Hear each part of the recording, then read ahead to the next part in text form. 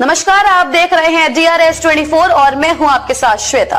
तो चलिए रुक करते हैं आज की प्रमुख और बड़ी यूजीसी बिल 2026 पर सुप्रीम कोर्ट की रोक। आगरा में अधिवक्ताओं ने मनाया जश्न। दीवानी के पास भारत माता की मूर्ति के पास अधिवक्ताओं ने जताई खुशी। सुप्रीम कोर्ट के आदेश का अधिवक्ता समाज ने किया स्वागत। अधिवक्ता अजय सिंह ने कहा कि देश भर में इस बिल का हुआ था पुरजोर विरोध। जनता के दबाव के बाद कोर्ट के संज्ञान से बिल पर लगी रोक। अधिवक्ताओं ने बिल को बताया जनता के साथ छलावा। अधिवक्ता ने सवाल उठाया कि राष्ट्रहित में नहीं था तो बिल लाया ही क्यों क्या।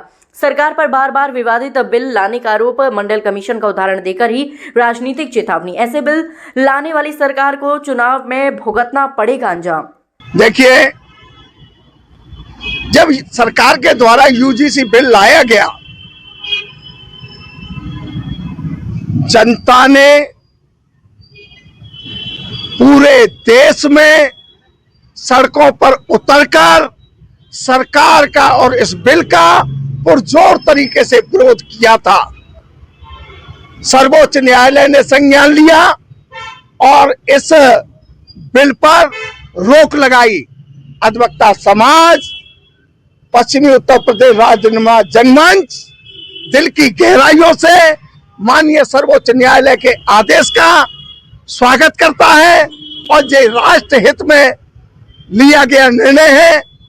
अब सवाल आता है, जो सरकार अपने बिल को लेकर के आती है और बाद में अपने बिल उसे वापस लेने पड़ते हैं, समाप्त करने पड़ते हैं, आखिरकार ऐसे बिल लेकर के क्यों आते हैं भाई?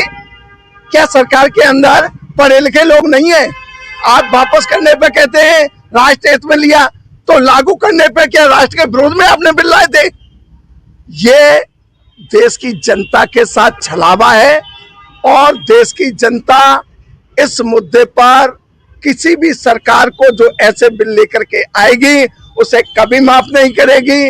आपको अगर याद हो तो मंडल कमीशन जिस समय आया था और उस समय विश्वनाथ प्रताप सिंह जी इसके अकेले एक नेता थे, लेकिन देश की युवा पीढ़ी ने, देश के छात्रों ने, देश की आम जनता ने उनके उस मंडल कमीशन वाले उसे लागू तो कर गए, लेकिन विश्वनाथ प्रताप सिंह जी की राजनीति हमेशा हमेशा के लिए खत्म हो गई। अगर भारतीय जनता पार्टी अपनी जिद पर आकर ऐसे बिल लाने के लिए विवश है तो वो भी आगे सत्ता में 2027 और 2029 में सत्ता की जड़ से हमेशा के लिए गायब हो जाएगी।